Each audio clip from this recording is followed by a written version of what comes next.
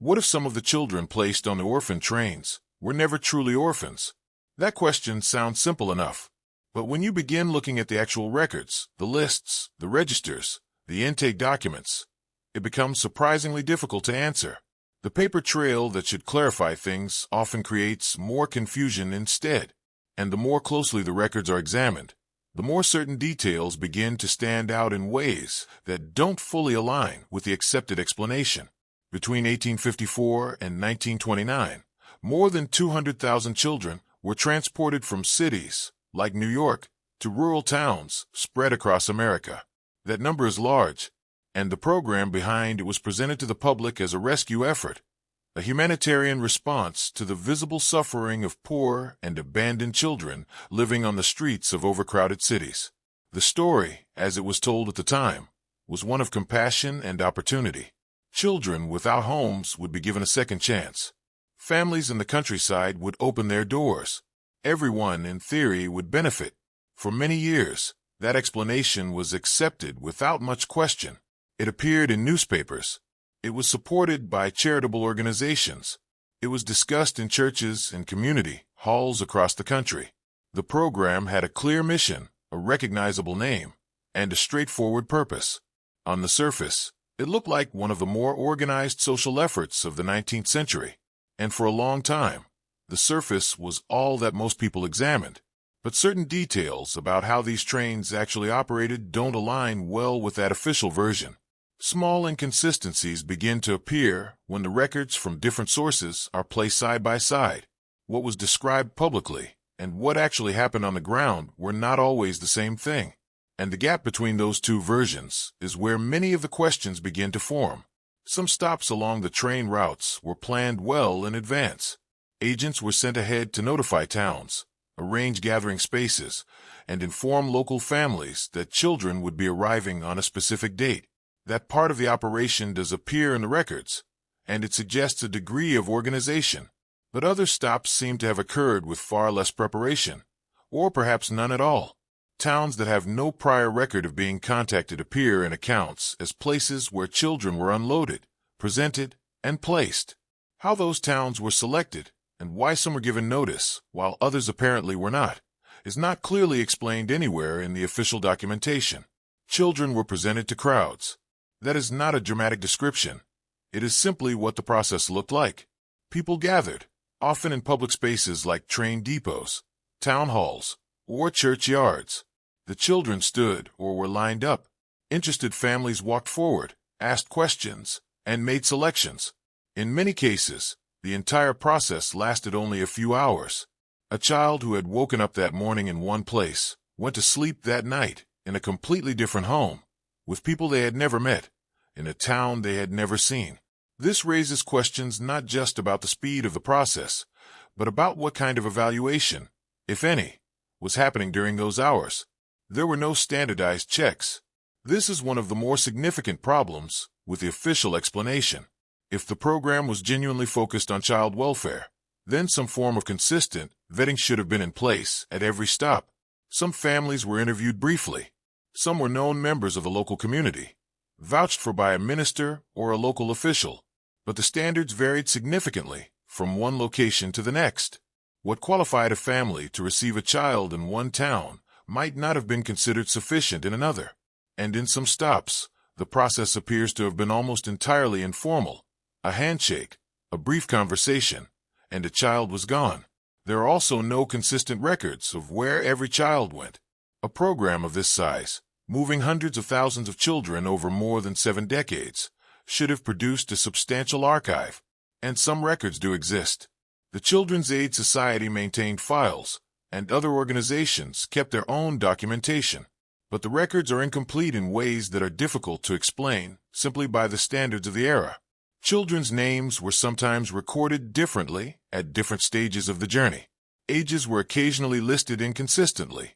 And in some cases, a child who appears in one record simply does not appear in the next one that should logically follow. In some towns, the stops left behind almost no documentation at all. Local newspapers that covered other community events extensively have no mention of a train arriving with dozens of children aboard. Town records that track births, deaths, and property transactions contain no reference to placements that, according to other sources, definitely occurred in that location. This absence of local documentation is one of the harder things to account for. It doesn't fully make sense that an event significant enough to bring children into a community would leave no trace in the community's own records. This raises questions. Why were certain locations chosen over others? The official explanation points to the society's network of agents and the availability of willing families. But that explanation doesn't account for all the choices. Some towns that appear on the routes had very small populations and limited agricultural activity, which was supposedly one of the key criteria for selection. Others that might have been logical choices based on those same criteria don't appear at all. The selection process, whatever it was, doesn't follow a fully consistent logic. Why do some stops appear in personal accounts, but not in official records? Survivors and descendants have shared stories about train arrivals in specific towns at specific times, describing specific events. Some of those accounts can be matched to official documentation. Others cannot. The town exists. The time period is correct. The person describing the event has no apparent reason to fabricate it, but the official record of that stop is simply not there. That detail sounds minor at first, until it is examined more closely. If personal accounts and official records diverge this frequently, it raises a basic question about which source is more reliable and why the two versions don't match. Something about the way these trains move through the country doesn't fully make sense. The routes themselves are not always clearly documented. Some researchers who have tried to reconstruct the full network of stops have found that the available records support only a partial picture. Gaps appear in the timeline. Certain stretches of the journey are well documented, while others are almost blank. A train that left New York with a group of children might have clear records of its departure and its final destination, but little documentation of what happened in between, which towns it passed through, which stops were made, how many children were placed at each location. But this is where it becomes unclear in a more specific way. The program ran for over 70 years. That is a long time for an operation of this scale to continue with this level of inconsistency in its record keeping. Some degree of incomplete documentation is expected from that era, but the pattern of missing information doesn't appear random. Certain types of details are consistently absent across many different stops and many different years. That consistency is itself a kind of pattern, and patterns in missing information are sometimes more informative than the information that is present. At first, the overall program seems normal, a social welfare effort that was imperfect but understandable given the period. But there is a problem with settling too quickly on that explanation. The inconsistencies are not limited to one organization, one time period, or one region. They appear across the full span of the program's operation, across multiple organizations that ran similar trains, and across different parts of the country. That breadth makes it harder to attribute the gaps simply to disorganization or the limitations of 19th century administration. There is also the matter of how the program was described versus how it was experienced. The public-facing language of the Orphan trains emphasized rescue, family, and opportunity. Those were the words used in fundraising appeals, in newspaper coverage, and in the Society's own publications. But accounts from the children themselves, those who left written records, gave interviews later in life, or whose stories were preserved by family members, don't always use those same words. Some describe experiences that match the official framing closely. Others describe something quite different, and the distance between those two groups of accounts is large enough to suggest that the official framing captured only part of what was actually happening. The question of whether these children were truly orphans sits underneath all of this. The word orphan carries a specific meaning, a child without living parents. But many of the children placed on the trains had at least one living parent. Some had two. Poverty, illness, immigration difficulties, and social pressure led families to surrender children to institutions or directly to placement programs. The line between voluntary surrender and something more complicated is not always clear in the records, and in some cases, it appears that families who later tried to reclaim their children faced significant obstacles in doing so. Why that process was so difficult, and why the records that might have helped families locate their children were so incomplete, is not something the official explanation addresses in any satisfying way.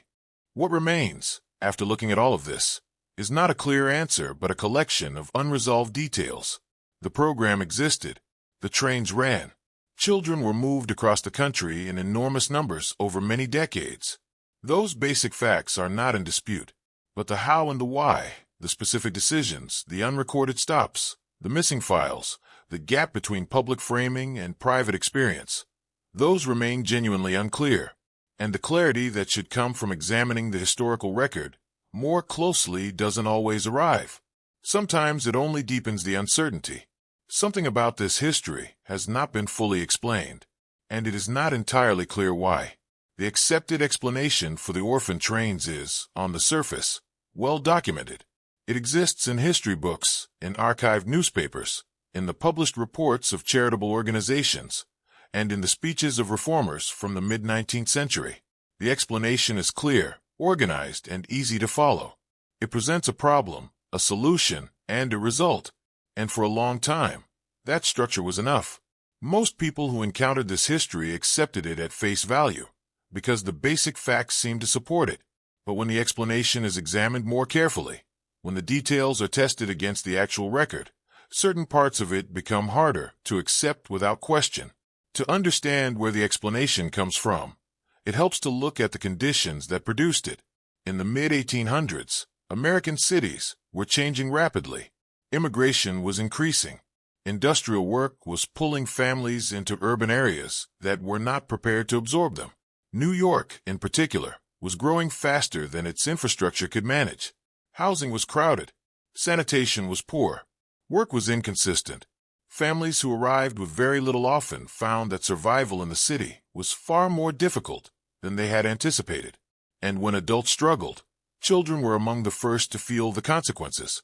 By the 1850s, the streets of New York contained a visible population of children without stable homes. Some had lost parents to disease. Tuberculosis, cholera, and typhus moved through overcrowded neighborhoods with regularity, and they left behind families that were suddenly incomplete.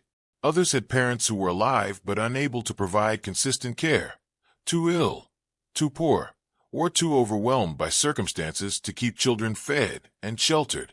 Some children had simply been separated from their families during the chaos of immigration and had no clear way of reconnecting. The city had no unified system for managing this population. Children existed in a kind of administrative gap. Charles Loring Brace noticed this. He was a young minister and social reformer who had come to New York with a genuine concern for the urban poor. He walked through the neighborhoods. He observed the children, and he formed a conclusion that would shape his entire approach to the problem. His belief was that the city itself was the root cause. The environment, in his view, was corrupting. Poverty was not just a material condition. It was, in his framework, a moral one. And he believed that removing children from that environment was the most effective intervention available. This reasoning made sense to many people at the time. It also raises questions that were not widely asked then, but are harder to ignore now. In 1853, Brace founded the Children's Aid Society. The organization was built around the idea of relocation. Children would be gathered from the streets and institutions of New York, prepared for travel, and sent by train to rural communities across the Midwest and beyond. The logic was straightforward on paper. Rural families needed labor. Urban children needed homes. Placing them together would address both needs simultaneously. Brace described this as a system of mutual benefit, and that framing was central to how the program was presented to the public. It did not describe the arrangement as a labor placement. It described it as a rescue. The program structure, as officially explained, involved several steps. Agents working for the society would identify children suitable for relocation. Local agents in receiving towns would be contacted in advance. Families interested in taking children would be informed of the arrival date. When the train arrived, a public gathering would take place, and placements would be made. The society maintained that this process was organized, and that follow-up visits would be conducted to ensure children were being treated appropriately. This is how the program was described in official communications, in fundraising materials, and in reports submitted to supporters. That version of events paints a clear and organized picture. It suggests a system with defined stages, responsible agents, and genuine concern for outcomes. And it is the version that was repeated often enough, and publicly enough, that it became the accepted account. History books adopted it. Educational materials referenced it. For decades, the orphan trains were remembered as a flawed but well-intentioned effort, a product of its time, perhaps imperfect in execution, but sincere in purpose. That interpretation held largely unchallenged for much of the 20th century. But this is where it becomes unclear. The gap between how the program was described and how it actually functioned on the ground is not small. It is significant enough that researchers who have studied the primary sources, the original intake records, the agent correspondence, the personal testimonies of placed children, have arrived at conclusions that don't always match the official framing. The organized system described in public reports does not always appear in the actual evidence, and the difference between the two is worth examining carefully. One of the central claims of the official explanation is that placements were monitored. The society stated that agents checked on children after placement to confirm their welfare. This claim was important because it was the main safeguard in the entire system. Without consistent follow-up, the placements were essentially unverifiable. A child sent to a rural family disappeared into that household, and what happened next depended entirely on the family's character. The society's assurance that agents were monitoring outcomes was the element that made the program sound responsible. But the actual evidence for systematic follow-up is thin. Records of visits exist for some children. For many others, there is no documentation of any contact after the initial placement. At first, this seems like it could be explained by the scale of the operation. Moving hundreds of thousands of children over 7 decades was an enormous undertaking, and maintaining detailed records for every individual would have required resources that the organization may not have had. That explanation is reasonable, but there is a problem with it. The society was not operating without resources. It raised substantial funds from donors who were explicitly told their contributions supported ongoing welfare monitoring. If those funds existed, and if monitoring was the stated purpose, then the absence of records requires a more specific explanation than simple administrative limitation. The framing of mutual benefit is also worth examining more carefully. The idea that rural families and urban children both gained from the arrangement was central to the program's public appeal. It made the process seem balanced, not charity in the traditional sense, but an exchange that served everyone involved. But the actual terms of that exchange were not always equal, and they were not always clearly defined. Families who took children were not entering a formal adoption process in most cases. They were receiving workers. Young children could help with household tasks. Older children could work fields, tend livestock, and perform labor that would otherwise need to be hired. The language of family and rescue ran alongside an arrangement that was, in practical terms, often closer to unpaid labor placement. That detail sounds minor at first, until it is examined more closely. The children placed through the trains had no formal contract. They had no guaranteed rights. They had no independent advocate once the agent left and the train moved on. Whether a child ended up in a genuinely caring home or in a household that treated them primarily as a source of labor depended entirely on circumstances that the society could not control and, in many cases, did not consistently monitor. The official explanation acknowledged that outcomes varied, but it described this variation as an unfortunate exception within a generally successful system. The question of how often the exception occurred, and what that means for how the system should be characterized, remains genuinely unresolved. The version taught in history books tends to emphasize Brace's intentions. His sincerity is rarely questioned. He wrote extensively about his beliefs, and his writing reflects a genuine engagement with the problem of urban poverty. He did not appear to design the program with harmful intent, but intention and outcome are different things. And this is where the explanation becomes difficult. A program can be designed with good intentions and still produce outcomes that don't align with its stated purpose. Whether the orphan trains produced more good outcomes than harmful ones across the full span of their operation is not a question the official explanation answers clearly. It asserts that the program was beneficial without fully accounting for the cases that suggest otherwise. There is also a broader context that the official explanation tends to minimize. The children placed on the trains were not a neutral population. Many came from immigrant families, Irish, Italian, Eastern European, Jewish. Many came from Catholic backgrounds and were placed with Protestant families. The cultural and religious dimensions of the placements were not incidental. They were sometimes deliberate. Brace's writings reflect a belief that immigrant communities in urban settings were environments of moral and social risk, and that integration into rural Protestant American households was itself a form of improvement. That framing carries implications that are difficult to separate from the program's actual design and execution. Whether those implications affected individual placements is not something the official record consistently addresses. What the official explanation does well is provide a coherent narrative. It connects a visible social problem to a specific solution and traces that solution through decades of operation. It gives the program a beginning, a middle, and an end. It names a founder, describes a mission, and credits the effort with improving lives. That coherence is part of why the explanation has been so durable. It is easy to follow and easy to accept, but coherence is not the same as completeness. A narrative can be internally consistent and still leave out significant parts of what actually happened, and the actual details of how the orphan trains operated on the ground, stop by stop, family by family, child by child, suggest that the complete story is more complicated than the accepted version has typically acknowledged. The explanation that has stood for decades is not entirely wrong. The conditions it describes were real. The problem it identifies was genuine. The effort that followed was substantial. But the gap between the official account and the full record is wide enough to raise questions that the explanation, on its own, does not resolve. Why certain details were consistently left out of public reporting? Why monitoring records are so incomplete for a program that claimed welfare as its mission? And why the framing of rescue was maintained so persistently even when the reality of labor placement was visible? These are questions that remain open, and they suggest that the accepted explanation, however well documented it may appear, captures only part of what the orphan trains actually were. The first serious problem with the official explanation of the orphan trains involves oversight. Not the idea of oversight, the actual evidence of it.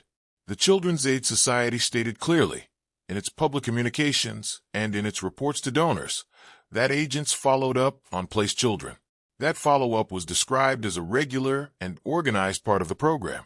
It was the mechanism that made the entire operation credible. Without it, the placements were simply transfers. Children handed to strangers, with no verification of what happened next. The society understood this, which is why the assurance of monitoring was so central to how the program was presented. But when the actual evidence of that monitoring is examined, the picture that emerges is significantly different from the one that was described. The evidence for consistent follow-up is inconsistent at best. That phrase deserves some attention because it is more than a mild observation. For a program of this scale, one that moved over 200,000 children across thousands of miles over more than 7 decades, the monitoring record is surprisingly thin. There are files that contain follow-up letters. There are reports from agents who visited placed children in specific towns during specific years. Those records exist, and they confirm that some level of follow-up did occur. But they do not confirm that follow-up occurred systematically, or that it reached every child, or that it was conducted with any regularity beyond the initial placement period. The records that exist cover a fraction of the total number of children placed. What happened to the documentation for everyone else is not clearly explained. Letters were sometimes sent. This is how the monitoring system most frequently appears in the surviving record, as correspondence. A child would write to the society, or an agent would send a brief note about conditions in a particular household. These letters are genuine historical documents, and some of them contain useful information about specific placements. But a letter is not the same as a visit. A letter can be written under conditions that don't reflect the full reality of a situation. A child writing to the organization that placed them, the same organization that held authority over their circumstances, may not have written with complete freedom. That detail sounds minor at first, until it is examined more closely.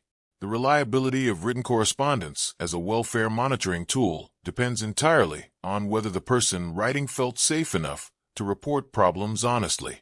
Occasional visits were made. That word, occasional, appears in various forms across the Society's own documentation, and it is worth pausing on. For a program whose central justification was child welfare, occasional is a remarkably limited standard. Some children were visited once after placement and never again. Others were visited during the first year, and then effectively left without further contact. The agents responsible for follow-up were covering large geographic areas, with limited resources. A single agent might be responsible for monitoring placements spread across multiple counties, or even multiple states. Whether that was a structural failure or a deliberate decision is not something the official record addresses directly, but the result was the same either way. A monitoring system that could not realistically have verified what was happening in most of the households it was responsible for. Some children reported never seeing an agent again after the day they were placed. These accounts come from interviews conducted later in life, from written memoirs, and from testimonies collected by researchers and descendants. They are not uniform in their descriptions. The experiences they describe vary considerably, but the specific detail of never receiving a follow-up visit appears often enough across different accounts, from different time periods and different regions, that it cannot be dismissed as isolated. If the Society's agents were conducting regular visits, it is difficult to explain why so many placed children have no memory of ever being visited. Some believe the visits did happen but were simply not remembered or recorded by the children themselves. Others disagree, pointing to the absence of documentation on the agency side as well. Others describe conditions in their placements that would have been immediately visible to any observer, yet no report was ever filed. This is a more specific problem. It is not just about the frequency of visits. It is about what happened when visits did occur, or should have occurred. Accounts exist of children working in conditions that were clearly not what the Society described as appropriate placement. Long hours of physical labor, inadequate food, separation from any form of education. These are not conditions that would require investigation to uncover. They would have been apparent to anyone who spent a short time in the household. And yet the corresponding records, the reports that should have documented such conditions and triggered a response, are absent.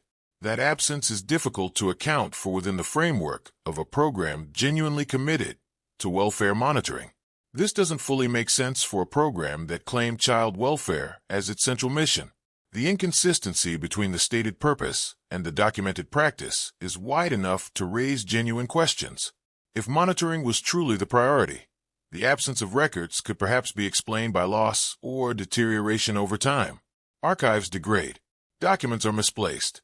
Not everything from the 19th century has survived intact, but the pattern of missing follow-up documentation is not random in the way that accidental loss tends to be. It is concentrated in exactly the areas where evidence of problems would most likely have appeared. That pattern is harder to explain as simple historical attrition. But this is where it becomes unclear in another direction as well, the matter of consent. The oversight problem and the consent problem are related, but they are distinct issues, and each one adds a different layer of uncertainty to the official explanation. Oversight concerns what happened after placement. Consent concerns what happened before it. And the consent record is, in some ways, even more difficult to reconcile with the program's stated purpose than the monitoring record is. Many of the children placed on the orphan trains had living parents. This is a fact that the official explanation tends to handle carefully, and sometimes not at all. The word orphan, as used in the program's name and its public framing, implied children without parents. But the actual population of children involved was more complicated. Poverty, illness, and circumstances beyond a family's control led many parents to surrender children to institutions or directly to placement programs. The line between a formal, understood surrender and a situation where a family had limited understanding of what they were agreeing to is not always clear in the surviving records. And in some cases, it appears that the line was not particularly well defined at the time either. Some parents had not given formal permission for their children to be relocated. This is not a minor administrative detail. Relocation meant distance, sometimes hundreds of miles. It meant a different family, a different community, and in many cases, a completely different life. For a parent who surrendered a child to an institution, believing the child would remain accessible, The reality of the orphan train program was something different from what they may have understood. Whether the terms were explained clearly, whether parents were fully informed of what placement across state lines actually meant, and whether they had genuine opportunity to object, these questions are not answered clearly in the official record. In certain cases, families later tried to find their children and could not. This is one of the more significant details in this part of the history, and it is one that the official explanation does not address in any satisfying way. A parent who later wanted to locate a child placed through the program would need access to records of where the child went, which family received them, and in which town. Those records, as already noted, were incomplete and inconsistently maintained.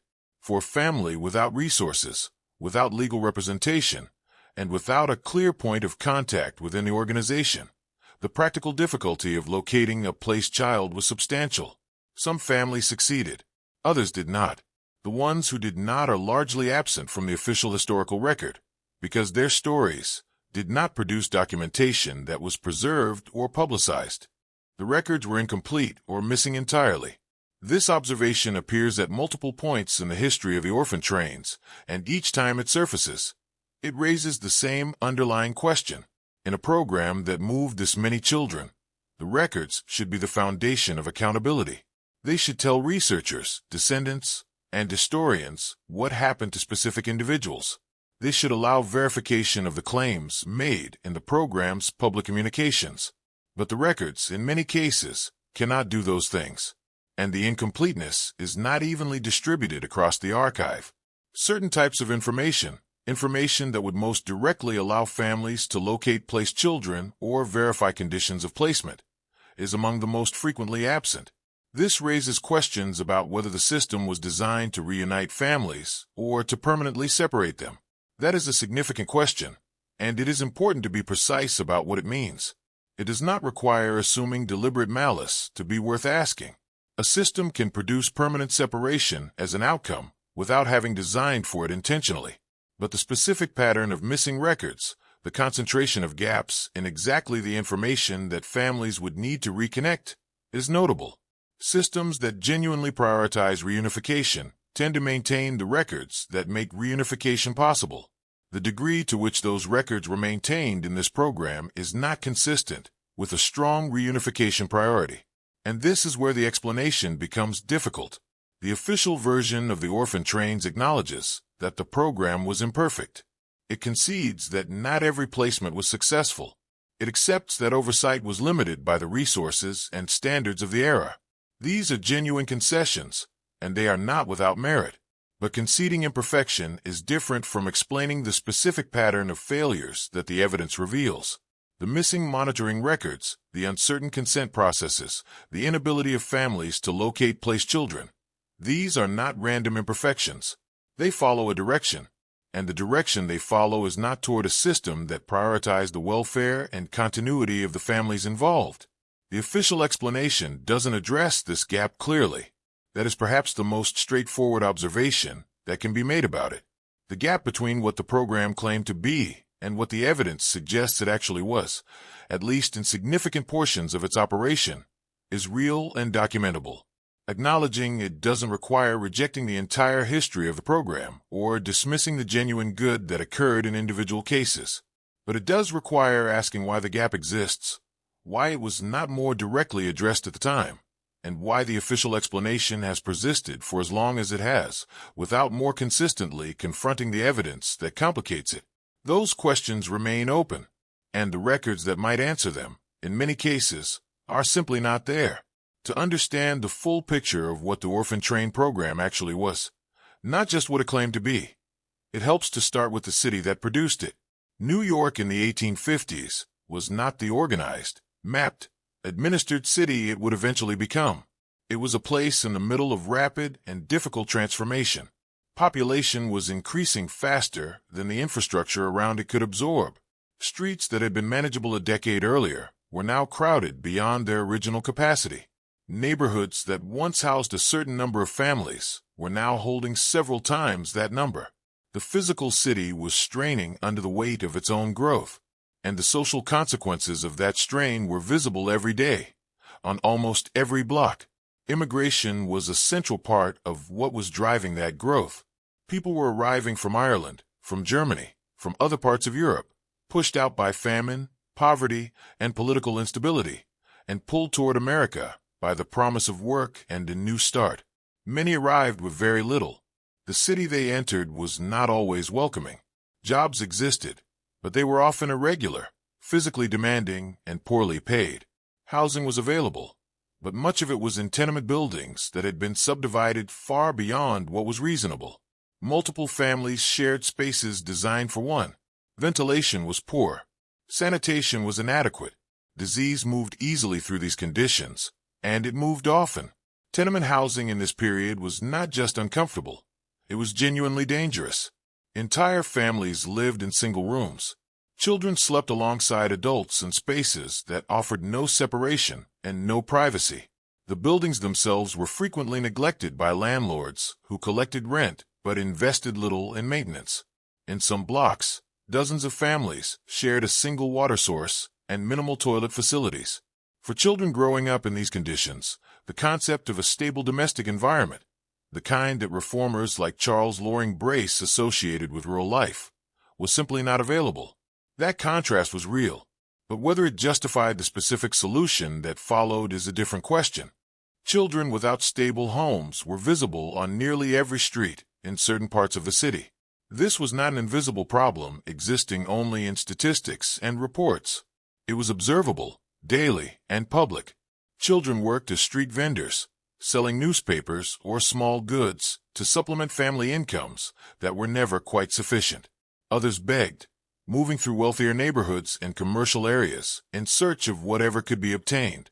Some formed loose groups with other children in similar circumstances, sharing resources and spaces in ways that gave them a kind of informal community, though not one that offered security or continuity. These children existed in the open, and their existence was noted by the people around them. But the public perception of these children was not always sympathetic.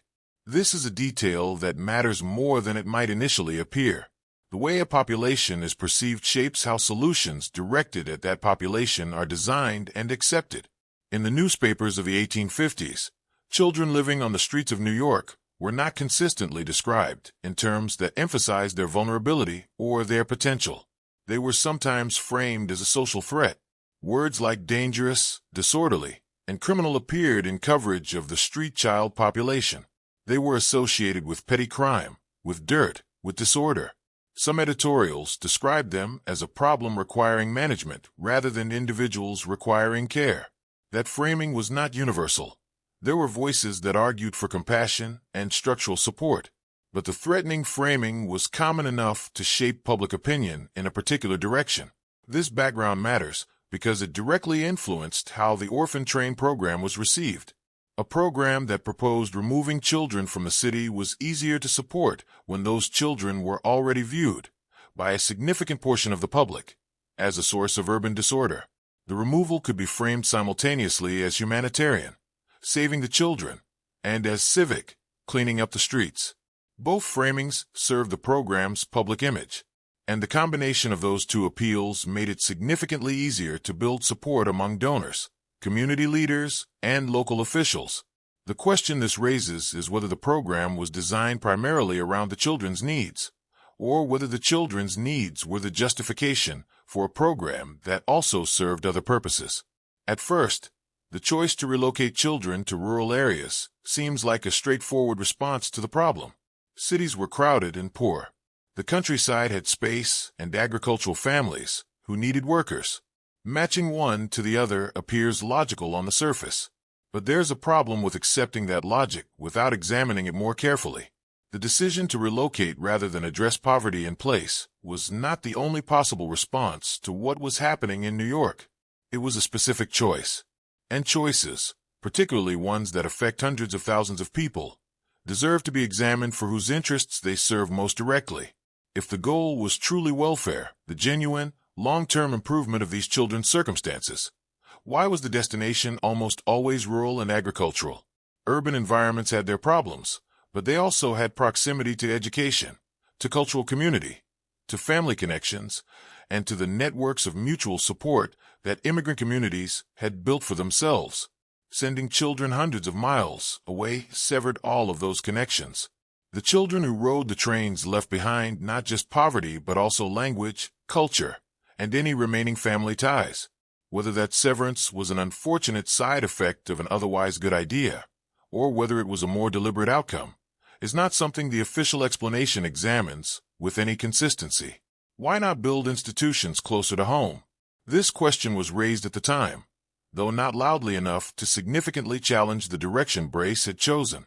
Other reformers of the period argued for urban orphanages, training schools, and community support structures that would address poverty without displacing families and children from their existing environments.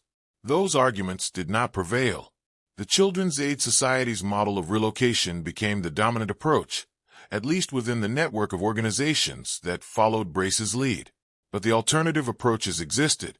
They were proposed, and the reasons they were rejected are not fully explained in the standard accounts of this history. Why not strengthen urban support systems?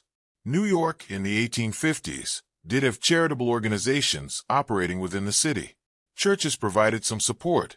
Various voluntary associations attempted to address specific dimensions of urban poverty, but these efforts were fragmented and underfunded. A large-scale investment in urban social infrastructure, housing reform, public health, education, and labor protections was not politically achievable at the time, for reasons that had more to do with economic interests and political priorities than with any genuine assessment of what would best serve poor families. The city's problems were, in significant part, the result of conditions that powerful interests had little motivation to change. And this is where the explanation becomes difficult. The orphan train program did not challenge those conditions. It worked around them by removing children from the environment rather than changing it. The choice to relocate rather than rehabilitate was presented as obvious. That presentation deserves scrutiny. When a decision is described as obvious, it tends to discourage examination of the alternatives. Brace wrote and spoke as though the benefits of rural placement over urban institutional care were self-evident. His public communications did not dwell on the reasons other approaches were rejected. They simply proceeded as though the relocation model was the natural and logical response to the situation. And because the framing was accepted widely enough and quickly enough, the underlying choice never received the sustained critical examination it warranted. The decision solidified into policy before the questions around it were fully asked. But it was a specific decision, one that served certain interests more clearly than others. Rural families needed labor. That is a straightforward economic reality of agricultural communities in the mid-19th century. Farm work required hands, and hiring workers was an ongoing expense. The children placed through the orphan trains provided a source of labor that was not formally compensated in most cases. Families who took children received their work without the costs associated with hired help. This was not a hidden aspect of the arrangement. It was openly described as part of the mutual benefit. But mutual benefit implies roughly equal exchange. Whether a child's labor was equivalent in value to the food, shelter, and, where it occurred, education they received is a calculation that was never formally made, and whose terms were entirely controlled by the receiving family. Some believe that Brace and the society genuinely prioritized children's welfare, and that the labor dimension of the placements was secondary in their thinking. Others disagree, pointing to the language of the program's own materials, language that frequently emphasized the productivity and usefulness of placed children to receiving families. The fundraising materials described children who would work hard and contribute to rural households. That framing was designed to attract receiving families as much as it was designed to attract donors, and it reveals something about whose needs the program was primarily organized around. That detail sounds minor at first, until it is examined more closely alongside the patterns in who benefited most consistently from the arrangements. That decision, to relocate rather than rehabilitate, to send children to agricultural labor rather than build urban support, is rarely examined in official accounts. The standard histories of the orphan trains tend to accept the program's own framing as their starting point. They describe a problem, a solution, and a largely positive outcome. The questions about whose interests were served, why alternatives were not pursued, and why the language of welfare was applied to what was in many cases a labor placement program. Those questions appear at the edges of the standard account, if they appear at all. And this is where the history of these trains begins to look less like a straightforward story of humanitarian effort, and more like something that requires a more careful kind of attention. The conditions in New York were real. The suffering of the children who rode the trains was real. None of what is being examined here requires dismissing those realities. But the gap between the conditions that existed and the specific solution that was chosen, and the interests that solution most reliably served, is a gap that the official explanation tends to close too quickly. The decision to move children out of cities and into rural labor situations was made in a specific context by people with specific beliefs and specific interests, in a society with specific structures of power. Understanding that context doesn't simplify the history.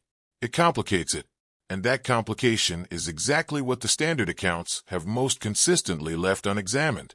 At first, the train stops seem organized. The program had agents. It had schedules. It had a network of towns that had been contacted in advance and communities that had agreed to participate. On the surface, this looks like a system with structure, and for a long time, that appearance of structure was enough to satisfy most people who examined the history at a general level. The broad outline held together. Trains left New York. They traveled west. Children were placed. Families received them. The program ran for decades. The basic mechanics seemed clear. But this is where it becomes unclear, because when researchers began moving past the broad outline and comparing records from different towns, from different years, and from different sources, something started to shift. The organized picture began to develop gaps, and those gaps did not appear randomly. They appeared in patterns. When records from different towns are placed side by side, inconsistencies start emerging almost immediately. This is not the kind of inconsistency that comes from two people remembering a shared event slightly differently. It is the kind that raises more fundamental questions about what was actually being recorded and why. Some towns that appear on the Society's official list of stops, towns that the organization's own documents identify as locations where children were placed, have no corresponding local coverage of the trains arriving. Local newspapers from that era were remarkably thorough about community events. A train arriving with dozens of children for public placement would have been significant news. It would have been noticed. It would have been written about. The absence of that coverage in towns where the official record says the train stopped is not easily explained. Other towns do have local newspaper coverage, but the details in that coverage don't match what the Society's own records say about the same events. The dates sometimes differ by days. The descriptions of the process occasionally contradict each other in specific ways. And the numbers, the count of children reported at a specific stop on a specific date, sometimes do not agree between the local account and the Society's internal documentation. These discrepancies exist in the surviving record, and they are observable to anyone who takes the time to compare sources carefully. The question is what they mean. The number of children reported in one document sometimes differs from the number mentioned in a local account from the same date and location. That detail sounds minor at first, until it is examined more closely.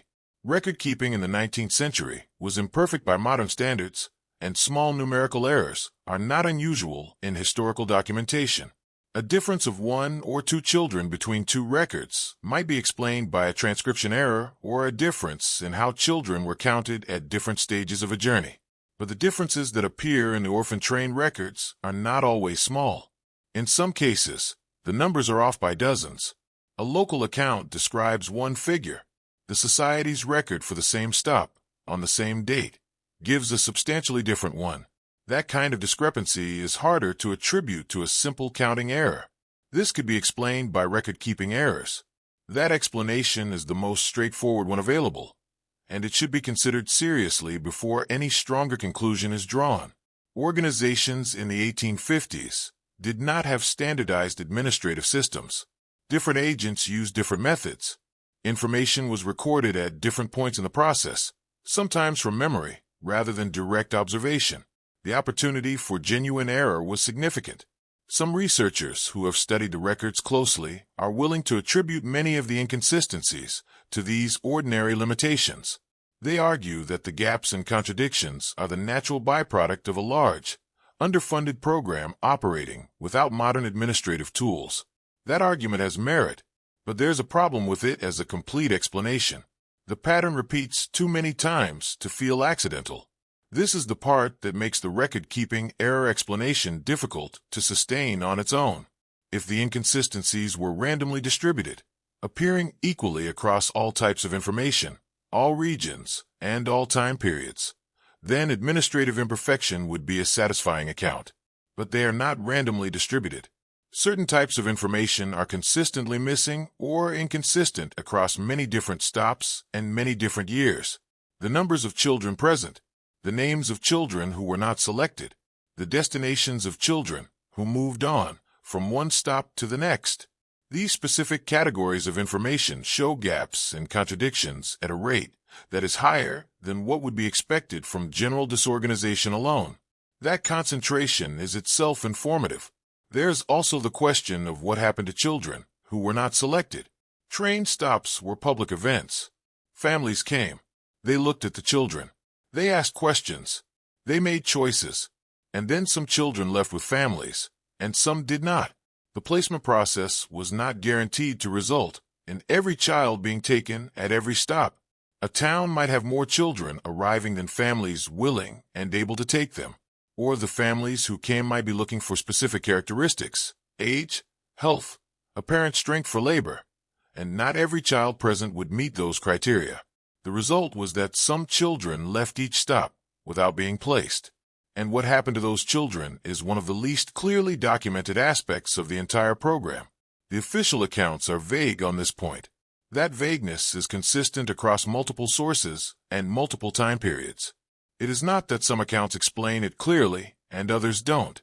The explanation itself, what the process was for children who remained unplaced after a stop, is simply not described with any precision in the documents that survive. Some general statements suggest that children were moved to the next stop on the route. Others imply they might have been returned to New York. But the specifics of how that decision was made, who made it, and what the criteria were are absent from the record in a way that raises genuine questions. Some children described riding the trains for weeks.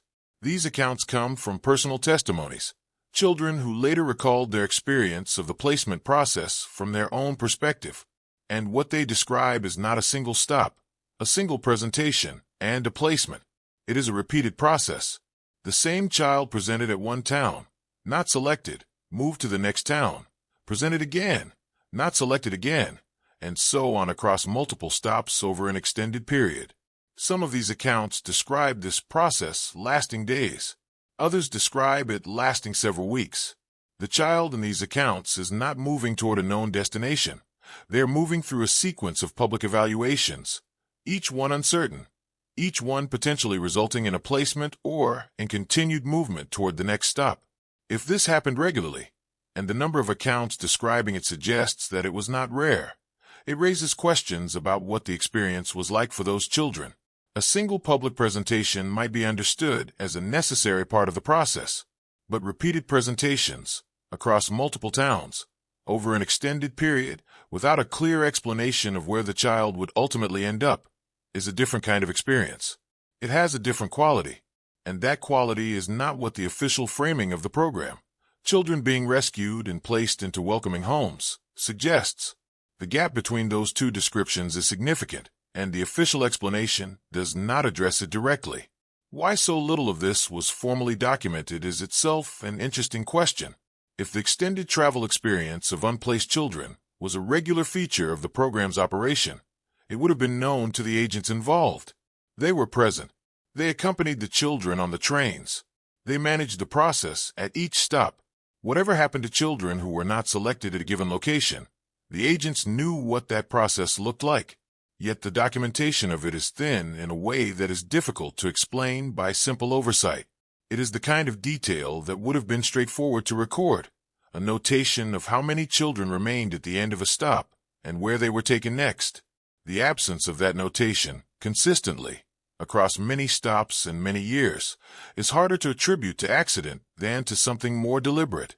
However, The timeline does not fully match the picture of an organized placement program in another specific way.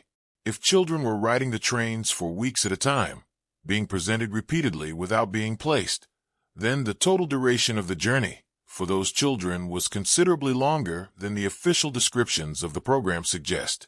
The standard account presents the trains as moving efficiently from departure to placement, a journey with a beginning and a relatively prompt end.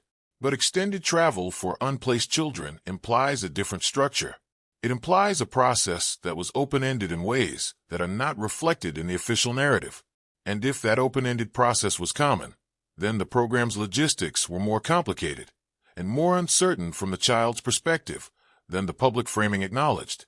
The discrepancies in the numbers are worth returning to one more time, because they connect to this picture in a specific way.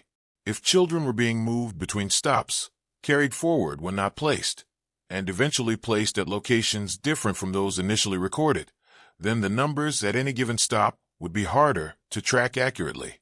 A town might receive more children than originally planned if a group had accumulated across several earlier stops, or fewer if some had been placed unexpectedly before the train arrived. That kind of dynamic movement would naturally produce inconsistencies in the records. But it would also mean that the official documentation was not capturing the full reality of what was happening. And that is a different kind of problem than simple record-keeping error. It is a structural gap between what the program reported and what it was actually doing.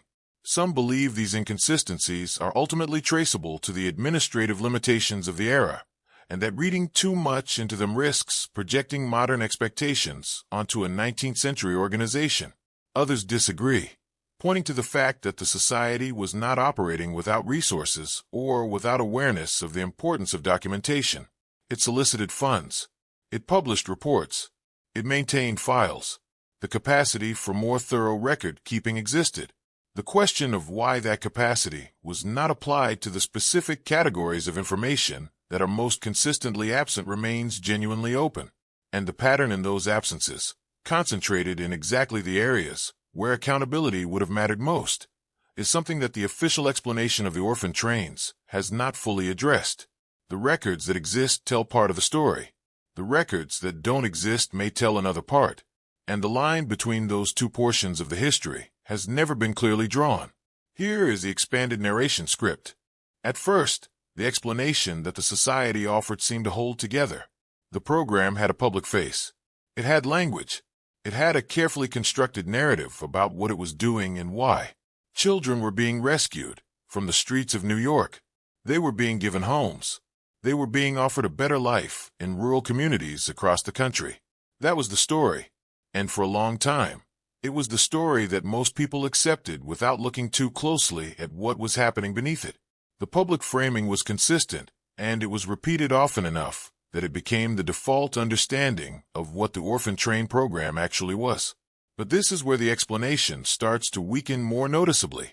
When you move past the official framing and begin looking at the individual accounts, the testimonies of the children who actually rode those trains, a different picture begins to emerge. Not a picture that is entirely opposed to the official one, but one that fills in details the official version left out. And some of those details are significant enough that they cannot be treated as minor variations or simple misunderstandings. They describe experiences that don't match the carefully managed program the society described publicly. The gap between those two descriptions is not small, and it is not easily explained.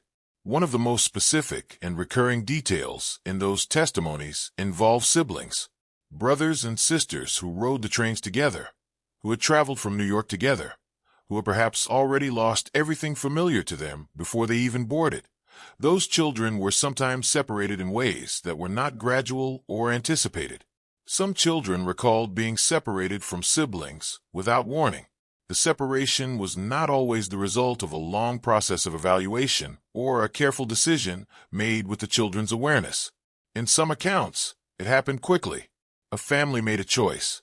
A child was taken, and the sibling was left behind, sometimes without a clear explanation of what was happening or where their brother or sister was going. In some cases, brothers and sisters placed in the same town were taken by different families and never saw each other again. That is a specific detail. It is not a general description of hardship. It is a precise account of what happened to a particular kind of bond, a sibling relationship that had, in many cases, become one of the only stable things in a child's life. And the outcome described in these accounts is not temporary separation, followed by reunion. It is permanent. Children placed in the same town, close enough geographically that contact would have been possible, simply did not maintain that contact. They were absorbed into different households, and the connection was lost. This raises questions about what kind of follow-up, if any, was expected or provided. The society's own guidelines suggested keeping siblings together when possible. That language is important. It means the organization was aware of the issue. It had considered it. It had produced written guidance that acknowledged the value of sibling bonds and recommended that those bonds be preserved. That is not the behavior of an organization that had never thought about the question.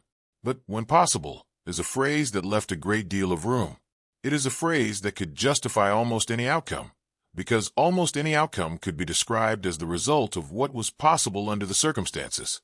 How often siblings were actually kept together, and how often that guideline was applied versus set aside, is not something the surviving records make clear. There is also the question of what families were actually receiving these children for. The public framing of the program emphasized rescue. It emphasized family.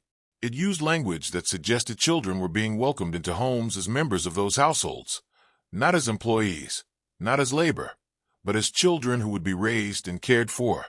That framing was part of how the program was presented to donors, to communities, and to the public. But there is another layer to what was happening, and it is one that the official histories tend to minimize rather than explain fully. There are accounts of children being used primarily as labor. Farm families who took children were not required to provide education in any consistent way. That is a structural fact about the program.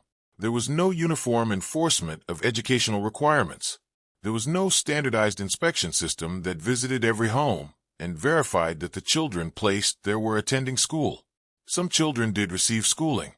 Their accounts describe families who treated them with care and made education a priority.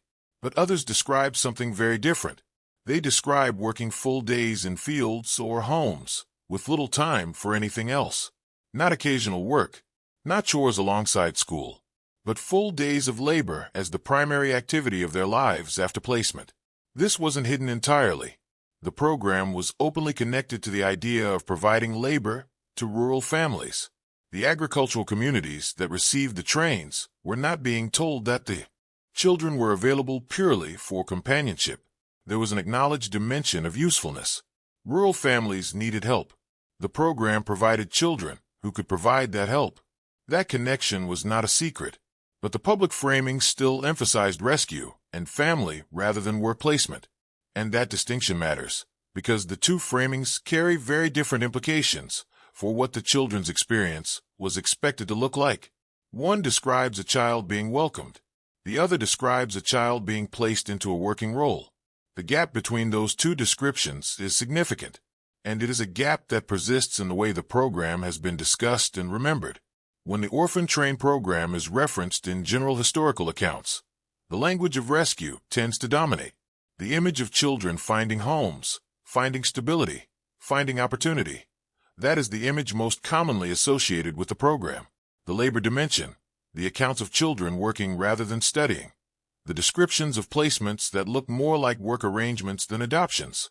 Those details appear less frequently in the popular understanding of what happened, and that imbalance is itself worth noting, because it suggests that the framing applied during the program's operation has continued to shape how the program is understood long after it ended.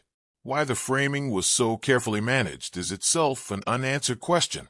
Organizations that solicit public support have reasons to present their work in the most favorable light possible. That is not unique to the Children's Aid Society. It is a common feature of how institutions communicate with the public.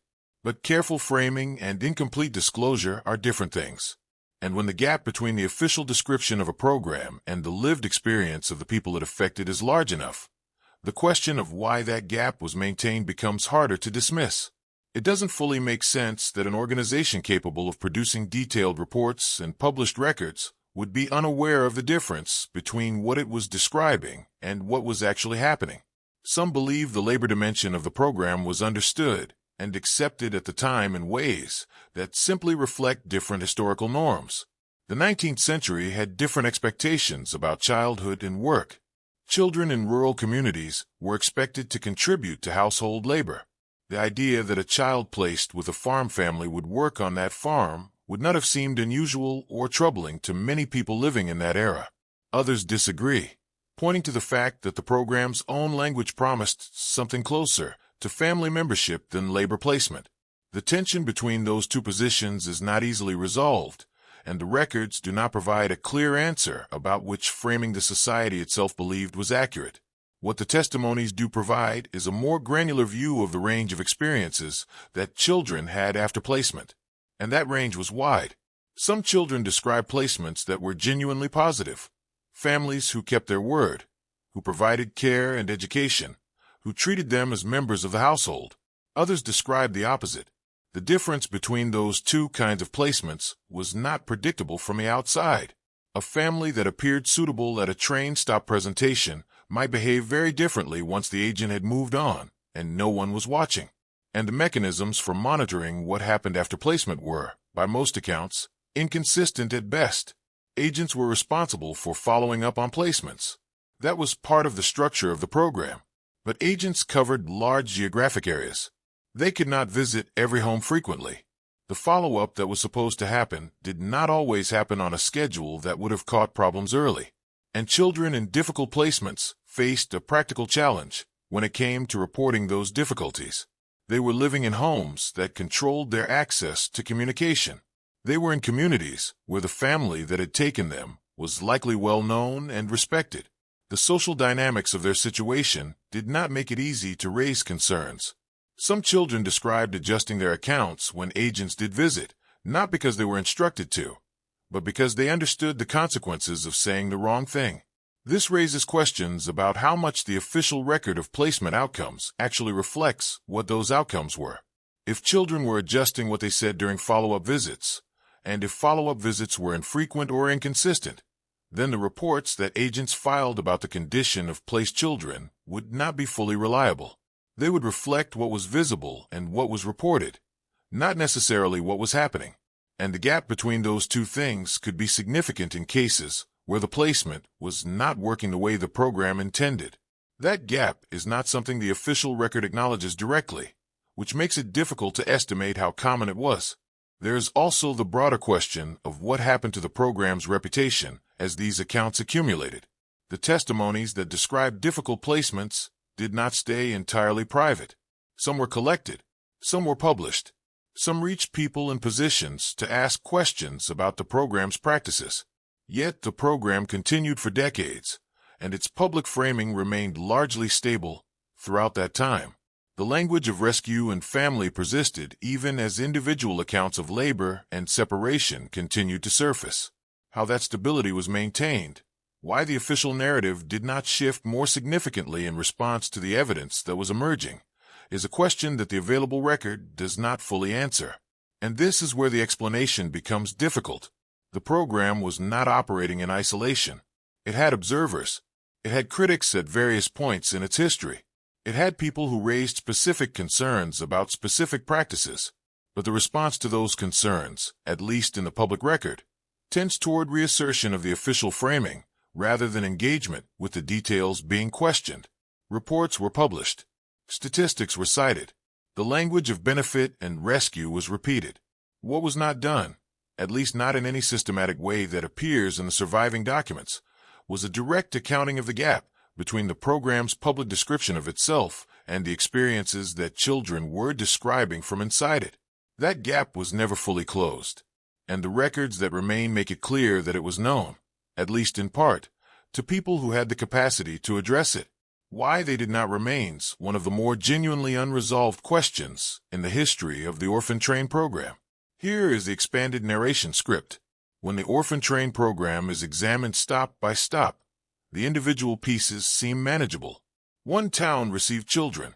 Another did the same. An agent traveled a route. Families came forward. Placements were made.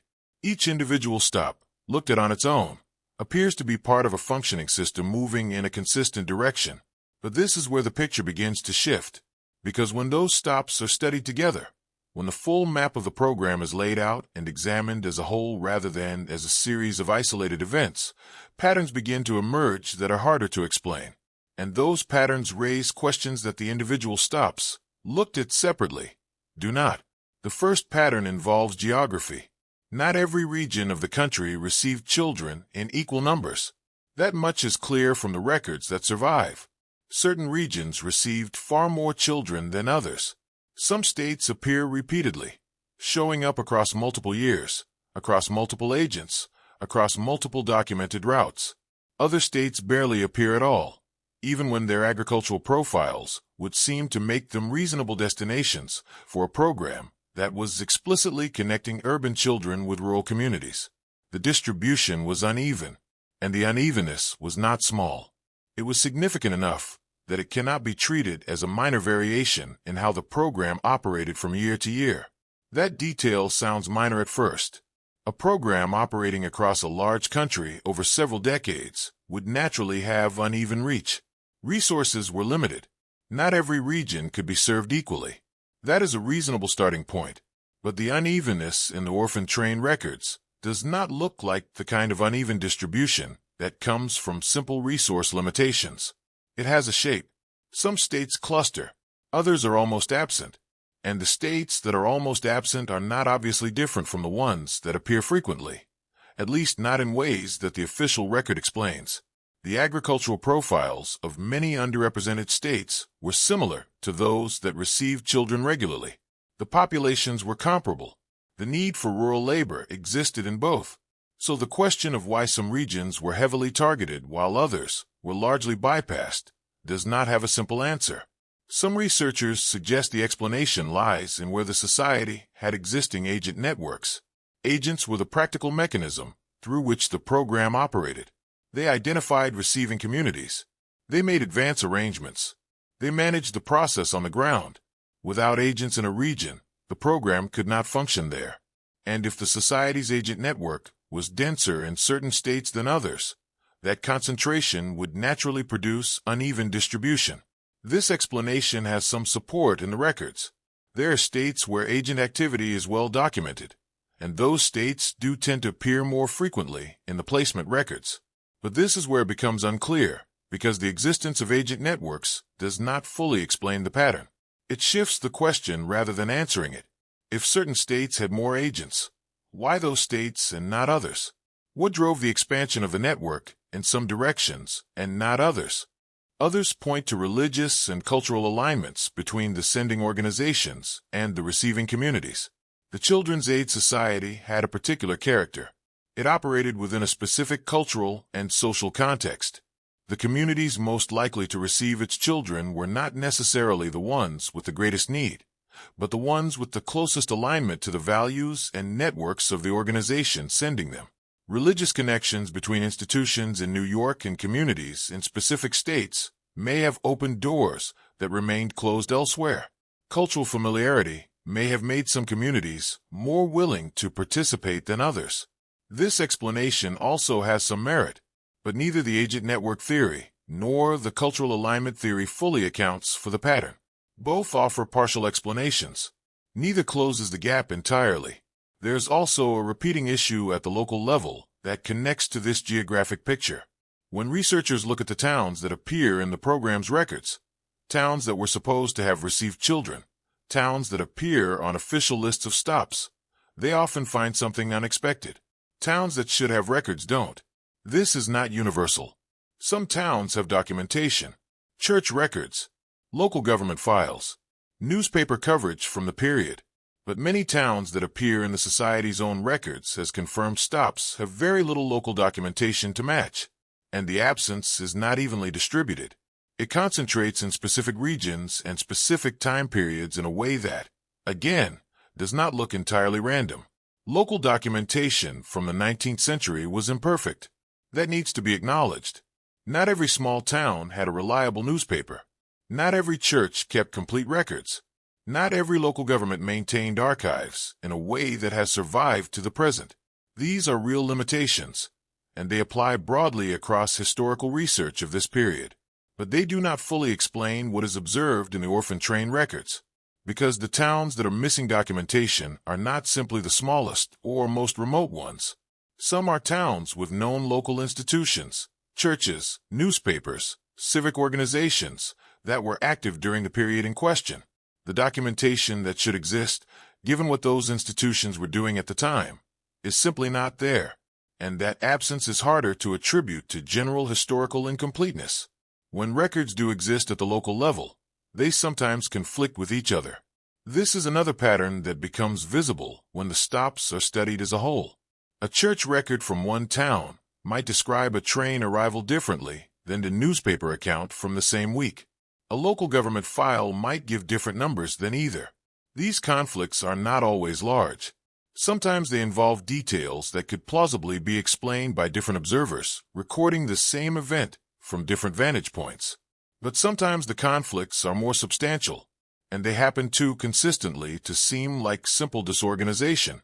If this were ordinary historical noise, the kind of minor inconsistency that appears in any large archive, it would be distributed more randomly. The fact that it concentrates in specific ways, at specific kinds of stops, across specific regions, is worth taking seriously. Another pattern involves timing. This one is more specific and more difficult to explain away. Certain stops occurred during periods of economic stress in the receiving communities. Droughts, crop failures, labor shortages, moments when the demand for agricultural work was high and the supply of workers was low. Children arrived at those moments. Placements happened when families most needed help. At first, this might seem like a coincidence. Communities under economic pressure might have been more willing to participate in the program, and that willingness might have drawn the trains to them. That is a possible explanation. But the timing repeats. It appears across different states, different years, different economic circumstances. The correlation between economic stress in receiving communities and the arrival of children is not a single data point. It is a pattern. That detail sounds minor at first, until it is examined more closely. If the timing of train stops was genuinely correlated with periods of labor need in receiving communities, then the question of what was driving the train schedules becomes more complicated. The official framing of the program emphasized child welfare. Children needed homes. Communities could provide them. The movement of children was described as being organized around the needs of the children. But if the schedules were also, or perhaps primarily, responsive to the labor needs of receiving communities, then the organizing logic of the program was different from what was publicly described. It doesn't fully make sense that both things could be equally true at the same time. Either child welfare was the primary driver of the schedules, or labor supply was. And the timing pattern raises questions about which one actually was. No official source directly addresses this timing pattern. That absence is itself informative. If the correlation between stop timing and economic stress in receiving communities were coincidental, there would be no particular reason for official sources to address it. Coincidences do not require explanation. But if the correlation reflects something about how decisions were actually made, about who was contacted, when trains were routed to specific towns, how the program's agents prioritized their schedules, then the absence of any official discussion of it is harder to interpret as simple oversight. Organizations that publish reports and solicit public support tend to address questions that have been raised about their practices. The timing pattern, if it had been raised as a concern, would likely have generated some kind of response. The fact that no response appears in the record suggests either that the concern was not raised publicly, or that it was addressed in ways that did not make it into the surviving documentation. Some believe the timing correlation reflects nothing more than practical logistics. Communities under economic stress were more likely to send requests for children. Agents who received more requests from a region would naturally route trains there more frequently. The schedule followed demand, and demand was higher when communities were struggling. This explanation keeps the child welfare framing intact. Others disagree. They point to evidence that the society was not simply responding to community requests, but was actively identifying receiving locations in ways that considered their economic conditions. If agents were selecting communities, partly on the basis of their capacity to use child labor, then the timing pattern is not a coincidence. It is a feature of how the program was designed to operate.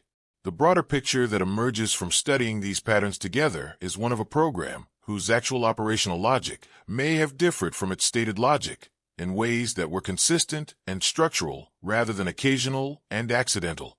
The geographic concentration, the missing local records, the conflicts in surviving documentation, and the timing correlations are not four separate anomalies.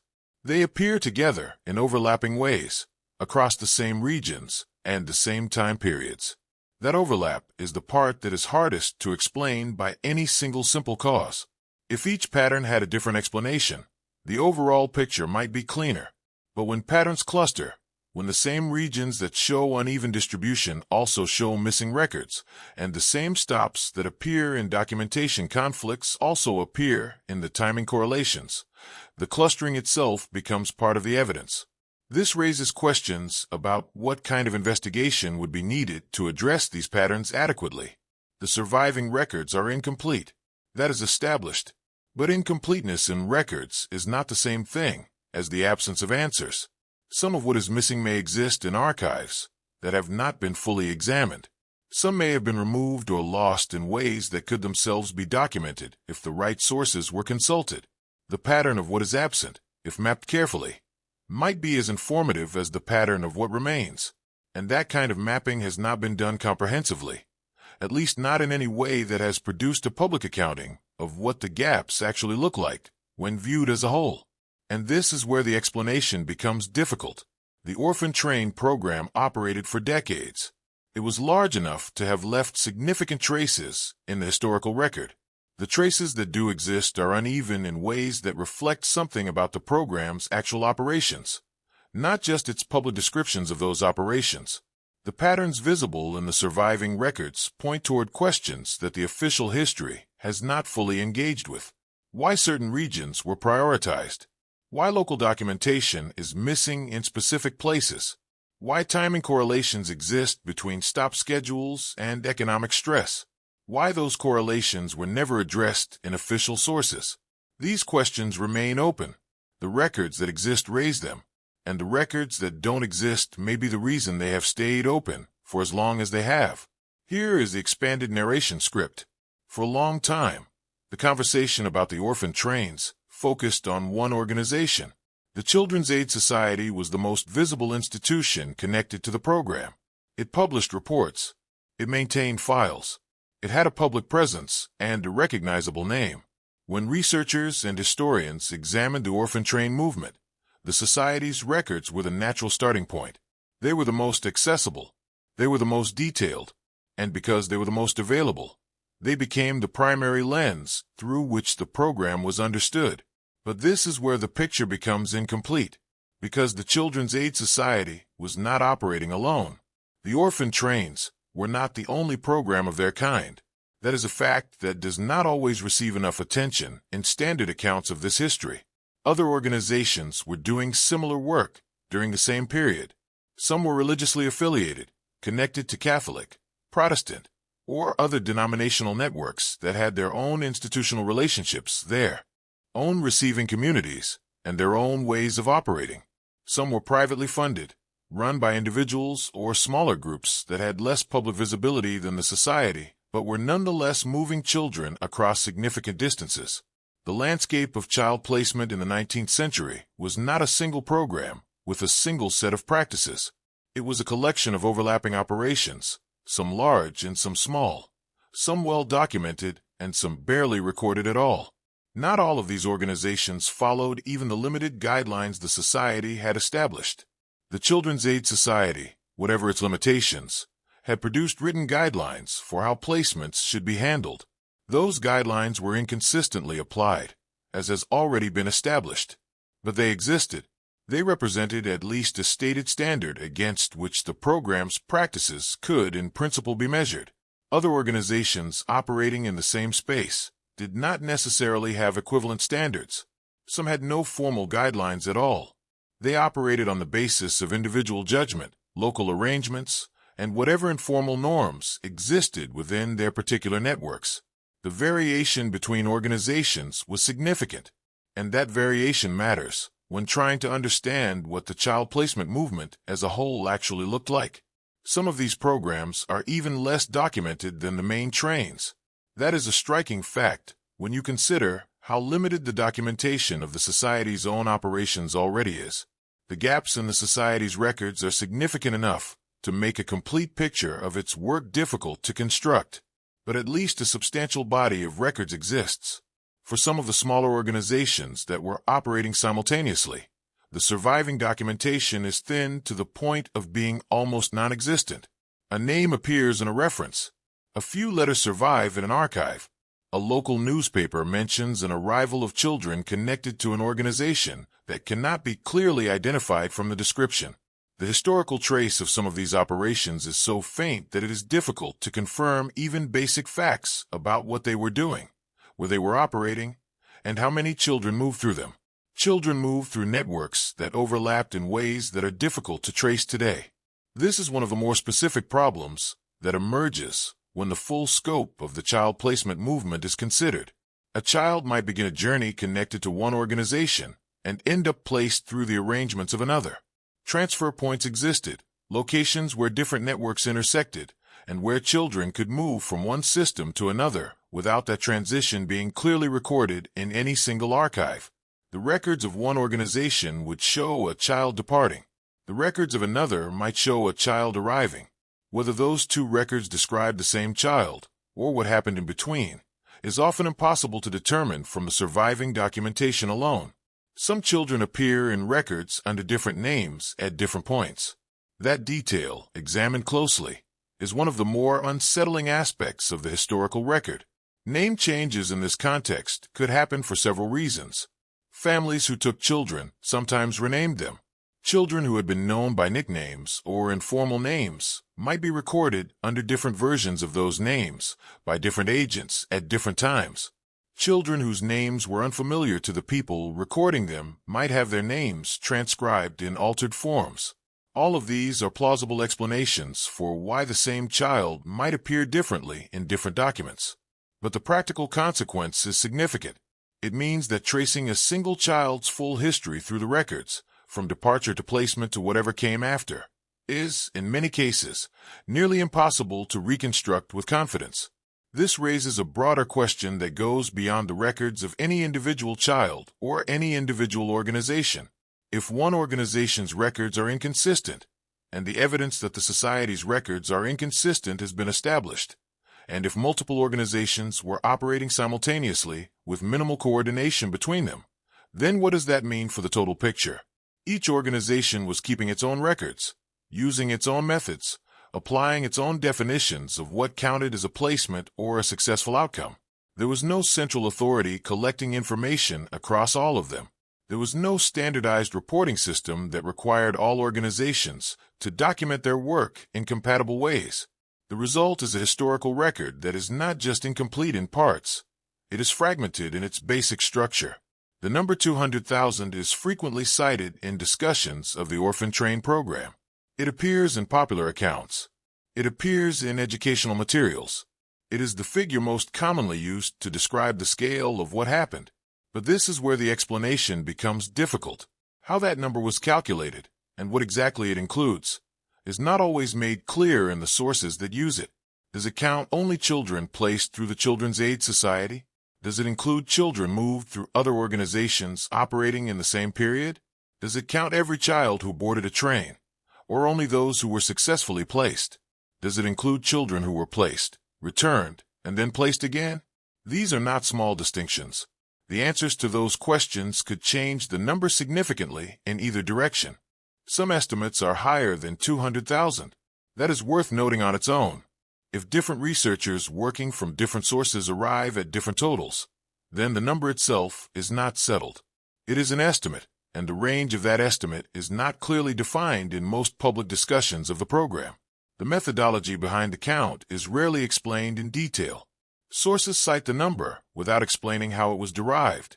That creates a situation where a specific figure is treated as established fact, when it is actually the product of a counting process that has not been made fully transparent. And that matters, because numbers carry weight in historical arguments. A number like 200,000 shapes how people think about the scale of what happened. It influences judgments about significance, about impact, about what resources and attention the history deserves. That detail sounds minor at first, until it is examined more closely. The scale of the program is often used as the foundation for evaluating its outcomes. Arguments about whether the orphan train program was beneficial or harmful frequently begin with the number of children affected. A program that moved 200,000 children is being evaluated differently than one that moved 50,000 or one that moved 300,000. The scale shapes the assessment. If the baseline number is uncertain, then the conclusions built on it are also uncertain. An evaluation of outcomes that assumes a particular total could be significantly off if the total itself is wrong. And yet this point is seldom raised in standard accounts.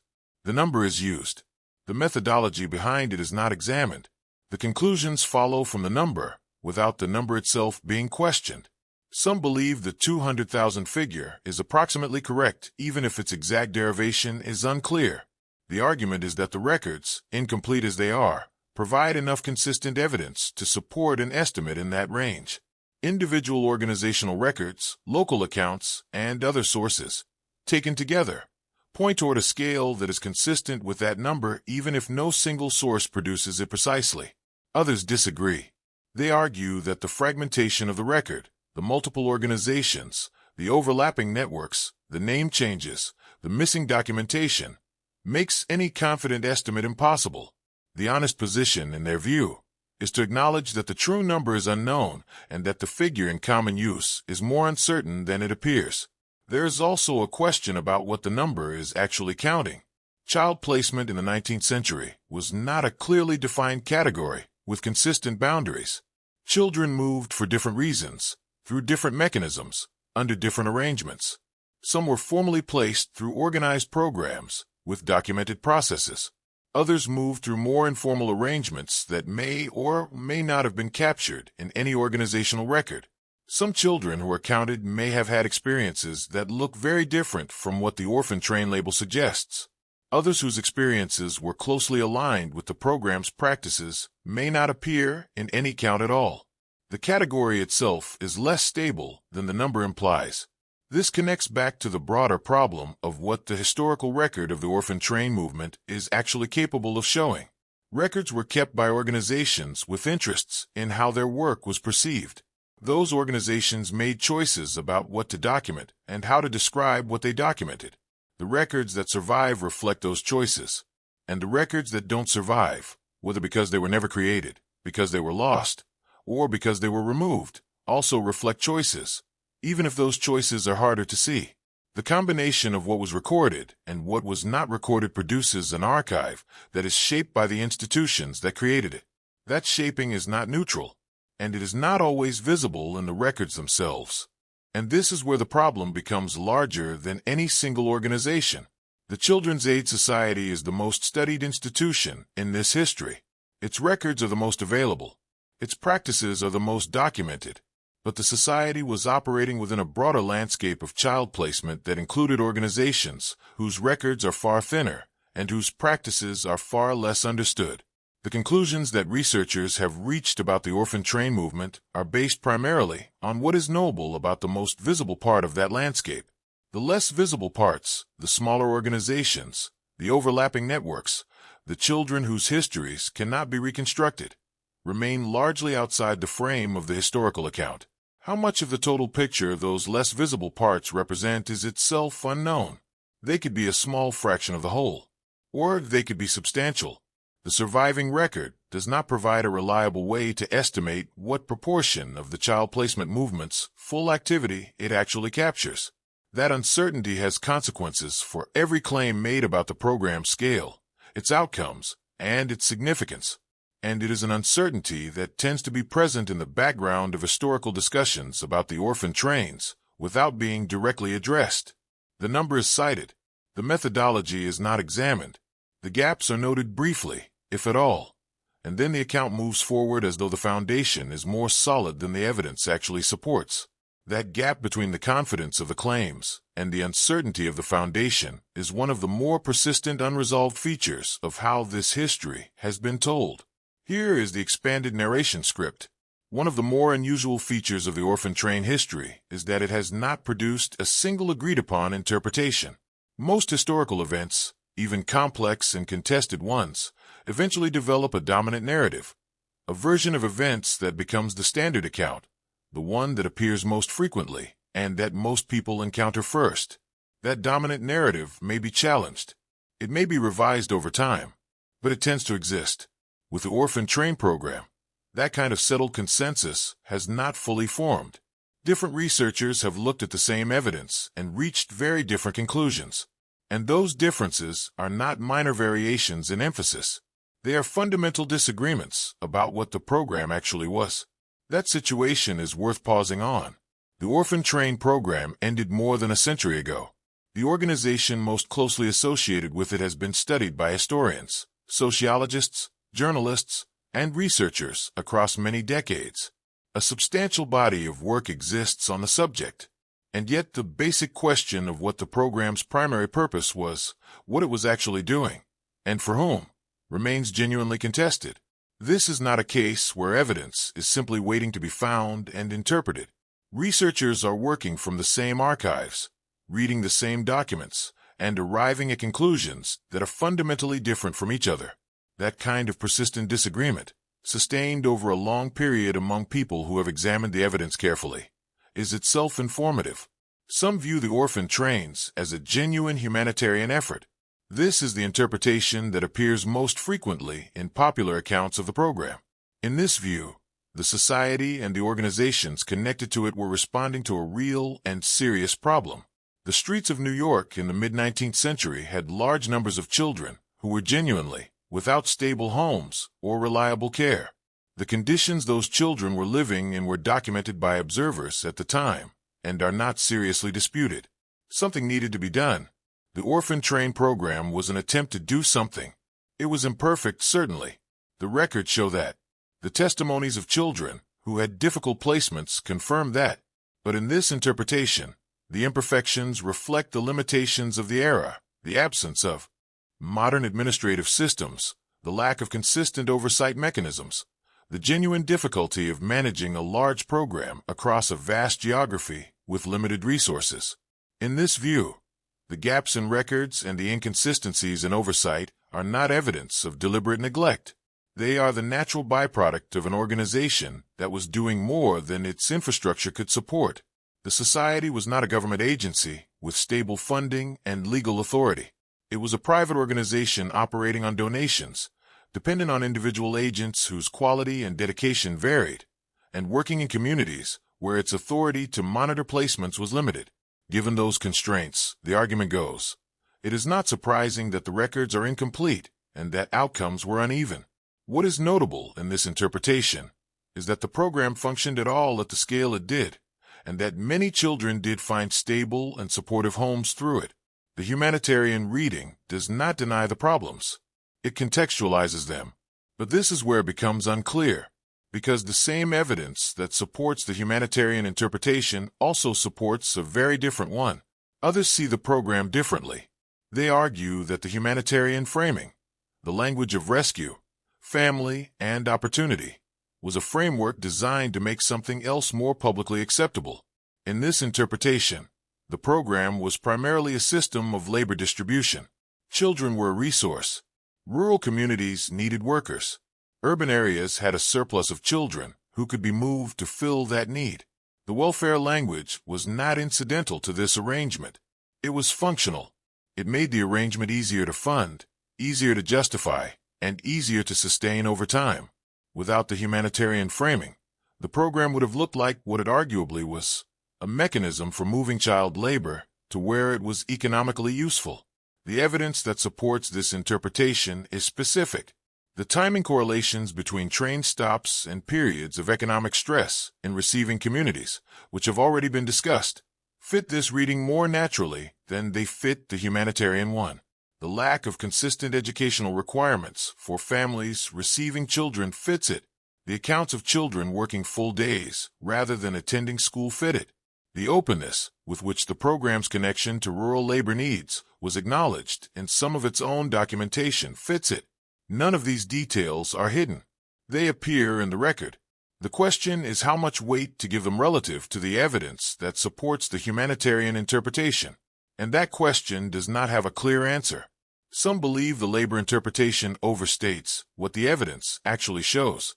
The timing correlations could reflect demand from communities rather than deliberate targeting.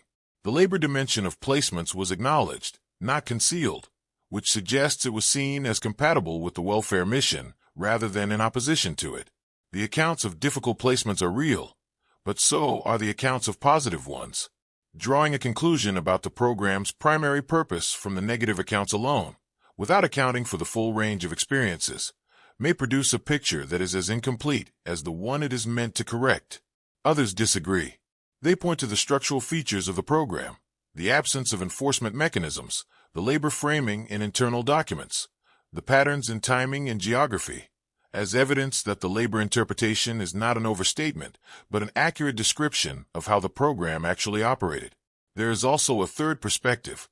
This one is less commonly discussed in popular accounts of the orphan trains, but it appears in the academic literature and raises questions that neither of the first two interpretations fully addresses.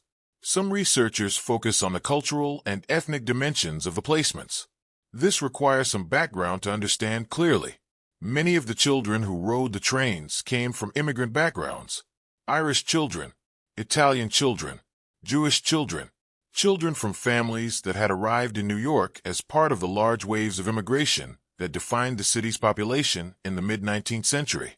These children carried with them cultural identities, religious traditions, and community connections that were specific and meaningful, and many of them were placed with families from very different cultural and religious backgrounds.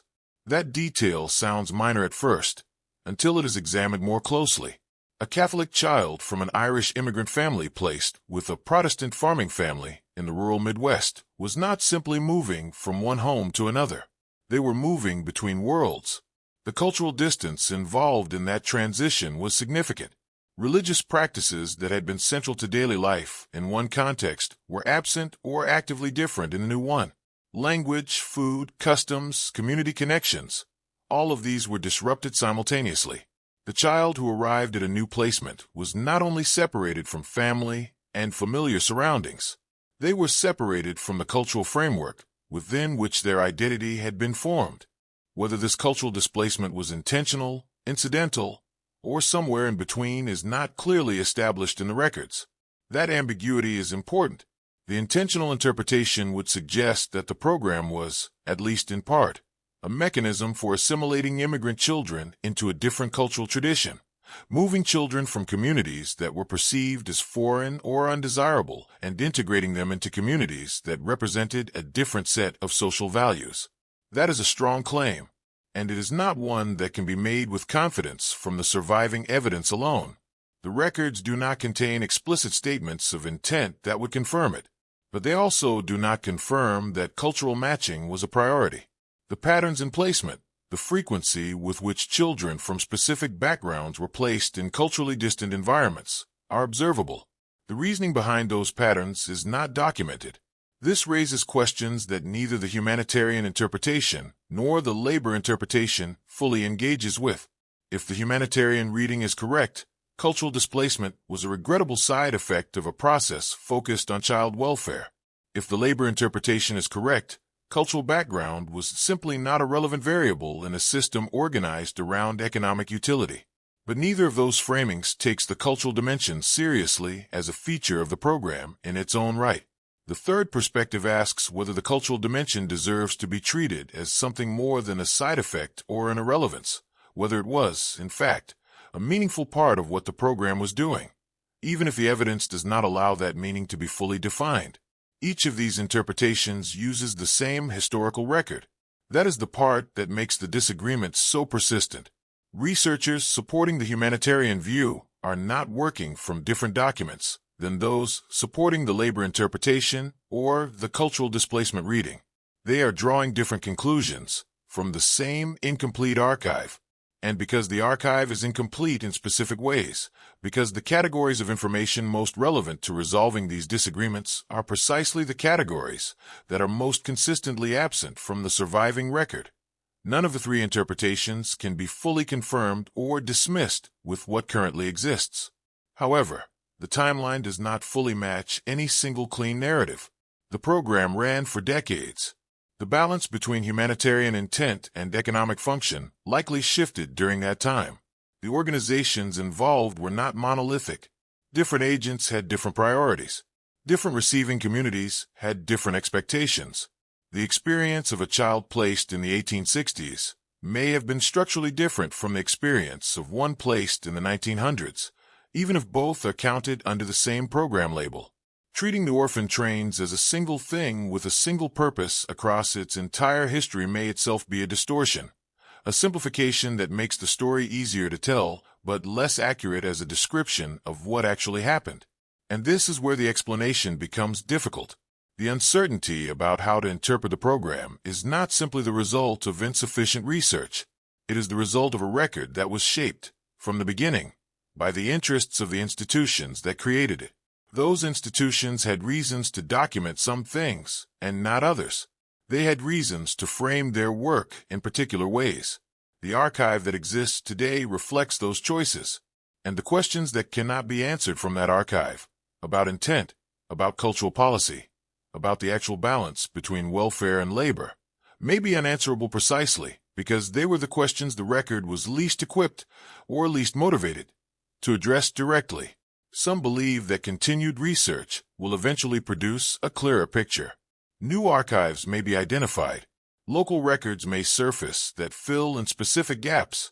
Genealogical research by descendants of placed children has already added detail to the historical account in ways that institutional records alone could not provide. Others are less optimistic.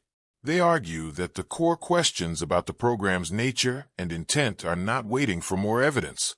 They are structurally unanswerable given the kind of evidence that exists. The record was incomplete by design, or by the logic of how institutions document themselves, and no amount of additional research will fully compensate for what was never recorded.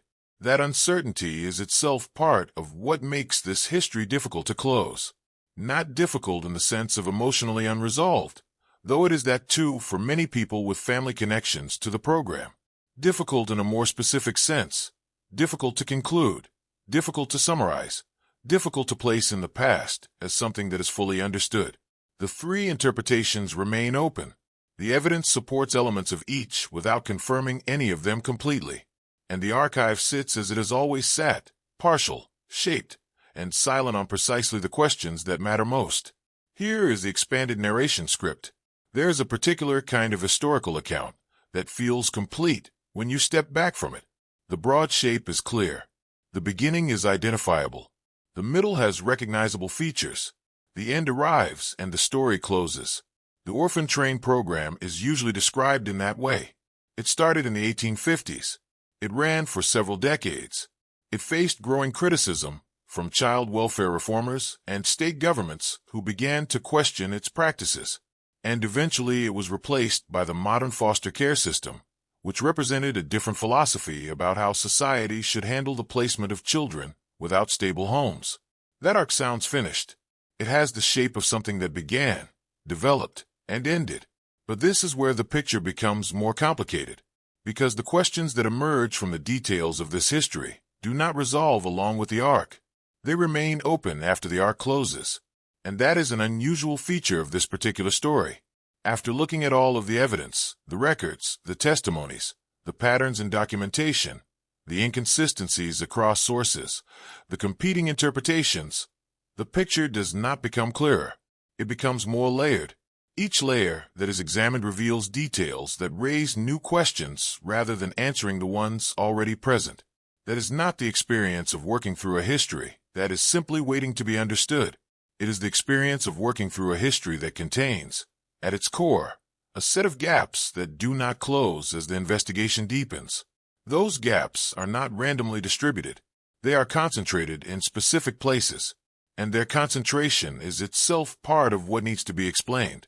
The question of why certain stops leave almost no trace is one that has appeared repeatedly in this account. It does not have a satisfying answer. Towns that appear in the society's own records as confirmed locations where children were placed have no corresponding local documentation, no newspaper coverage, no church records, no local government files that describe the arrival of children for public placement. Local institutions in the 19th century were not comprehensive, but they were not silent either. A train arriving with children for public placement was the kind of event that generated documentation. The absence of that documentation in specific towns is not a general feature of the historical record from that period.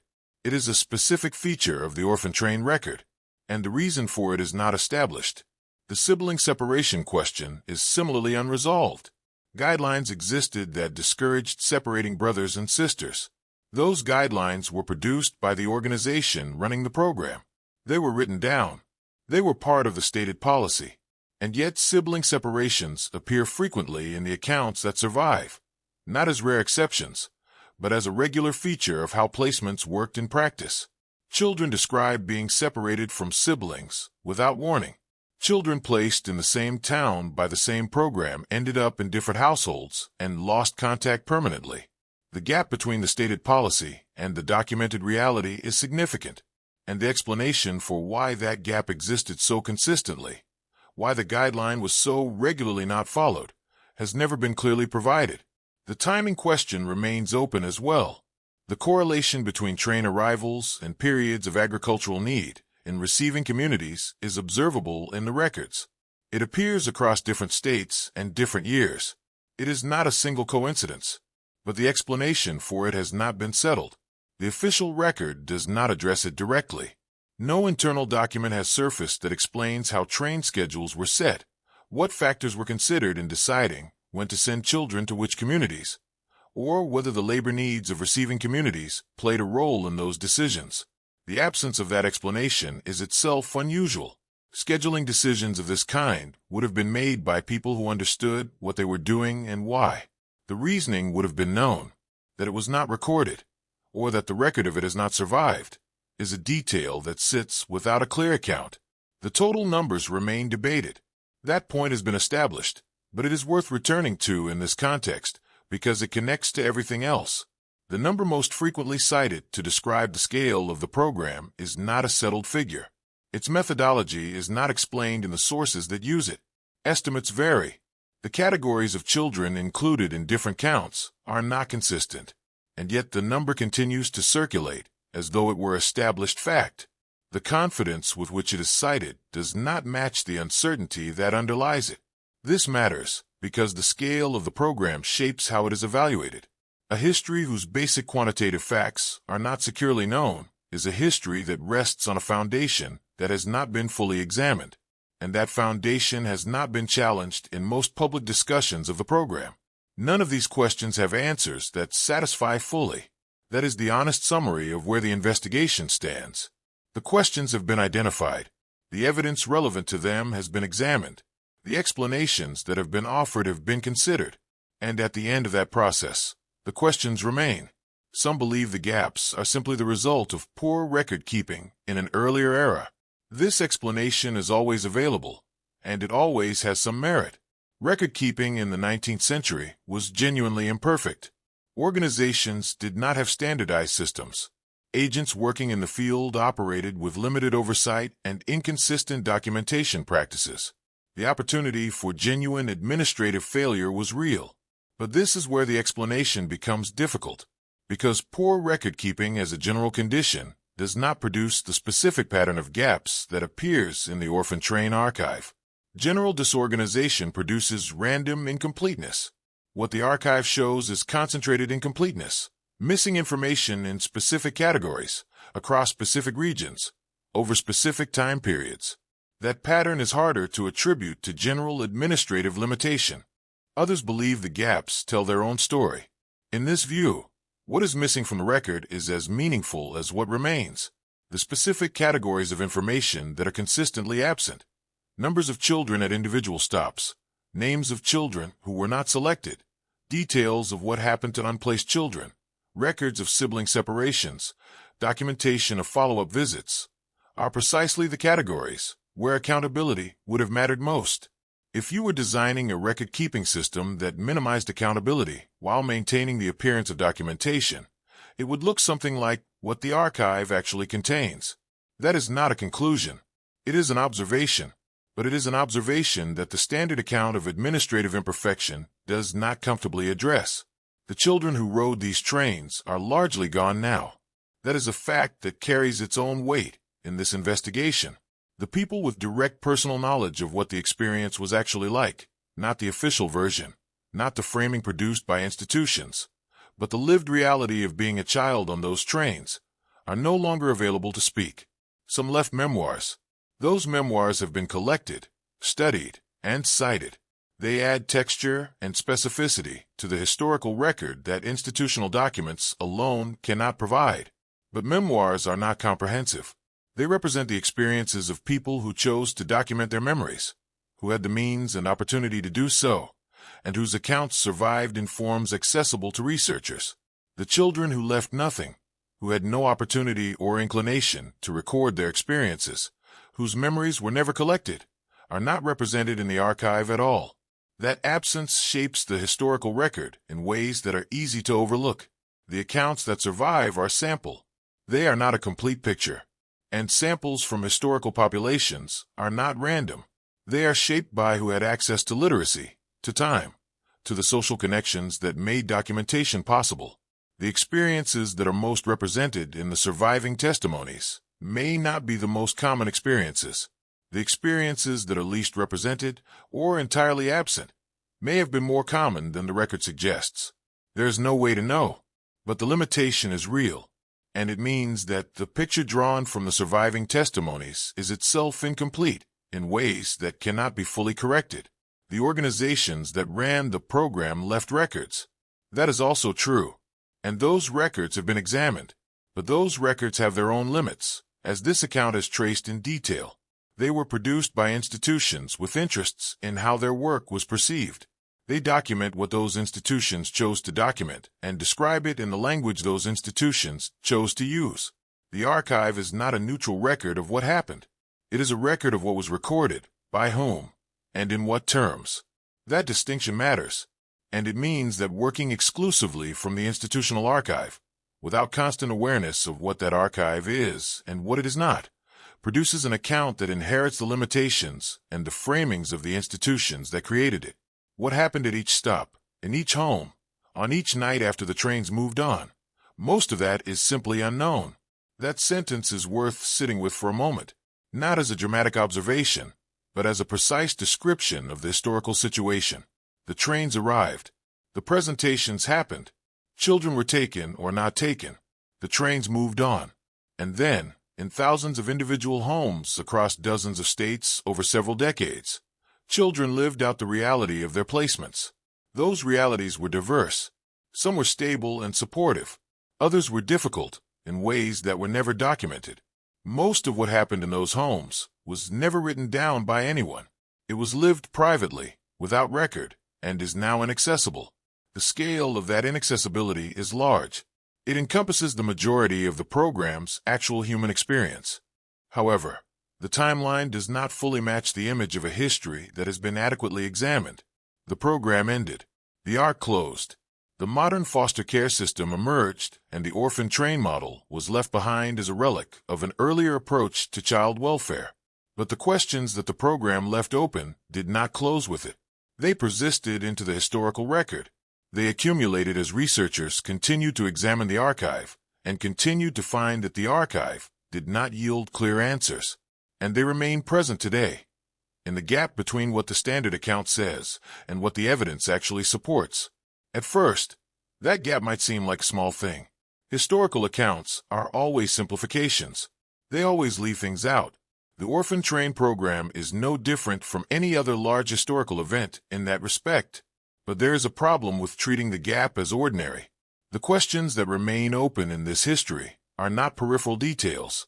They are central ones. They concern the basic nature of what the program was, the experiences of the people most directly affected by it, and the accuracy of the numbers and claims on which its historical assessment rests. These are not minor gaps in an otherwise complete picture. They are gaps at the center of the picture, and the standard account, which presents the history as more settled than it actually is, has not fully acknowledged them.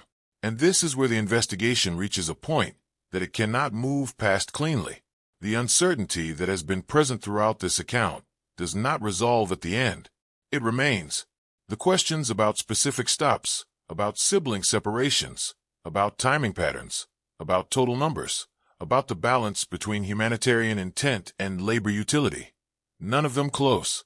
The archive is what it is. It contains what it contains.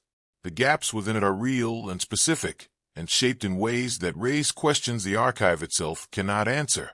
Some of those questions may eventually be addressed by new research, new sources, or new methods of examining what already exists. Others may not be.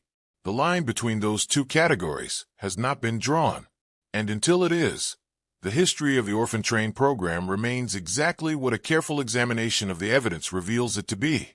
Not a chapter that closed, but one that remains, in its most important dimensions, genuinely open.